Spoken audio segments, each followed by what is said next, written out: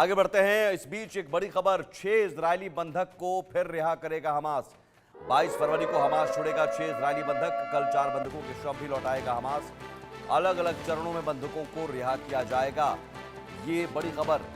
इससे पहले 3 बंधकों को छोड़ा गया था। कल 4 बंधकों के शव भी हमास लौटाएगा और उसके बाद 6 इजरायली बंधकों को रिहा करेगा हमास। कल 4 बंधकों के शव भी लौटाएगा।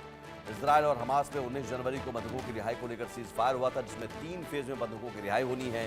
पहले चरण के तहत 33 इजरायली बंधकों को रिहा किया जाना है। इसमें इजरायल के किडनैप 19 बंधक को अब तक 1100 से ज्यादा फिलिस्तीनी कैदियों के बदले रिहा किया जा चुका है। इजरायल का कहना है कि बाकी 14 में से 8 की मौत हो चुकी है। हालांकि इससे पहले डोनाल्ड ट्रंप ने चेतावनी दी थी कि सभी बंधकों को आप रिहा करो। शनिवार तक का अल्टीमेटम, पिछले शनिवार तक का अल्टीमेटम दिया था, लेकिन बावजूद इसके सभी बंधकों को रिहा नहीं किया गया।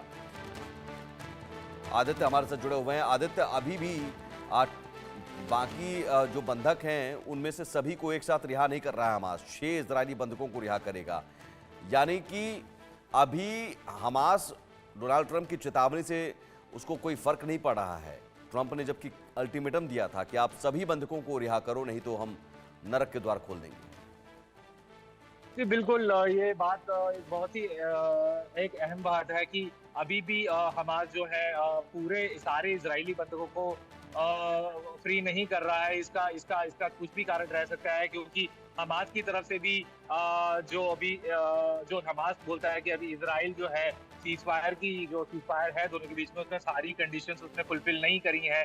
इसी वजह से वो कुछ बैचेस में बार बार उसको कर रहा है। हालांकि इजरायली अगर पीएम जो है बेंजामिन नेतन्याहू इस डिले की वजह से बहुत गुस्साए हुए हैं। उन्होंने बोला भी है कि हम सारा ये हमास का प्लान सारा हमास को और गाजा को लिटरली समाप्त करने के लिए अमेरिका के साथ अगर हमास को पूरे तरीके से उखाड़ फेंकने के लिए तत्पर है।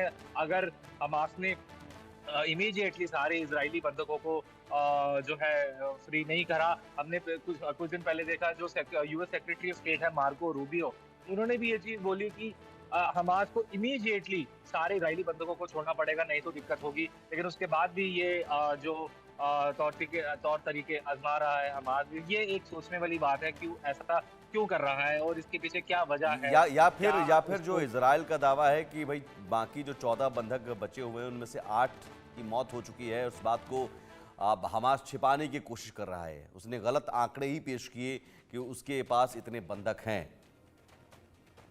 जी ऐसा बहुत मुमकिन है सुमित, देखिए कि क्योंकि ऐसा बीच में भी ऐसी कुछ रिपोर्ट्स आई थी कि इजरायली डिफेंस फोर्सेस के जो स्पोक्स पर्सन हैं उन्होंने भी इस चीज की पुष्टि करी कि कुछ जो इजरायली बंधक थे हमास की कैद में, उनकी 1-2 की मृत्यु भी हो गई कैद में ही। तो ऐसे में ऐसी जब चीजें हुई तो इजराइल का भी जो भरोसा है हमास से, जो एज फार एज दिस ये जो सीज फायर डील है उस पे भी कहीं ना कहीं कम हुआ।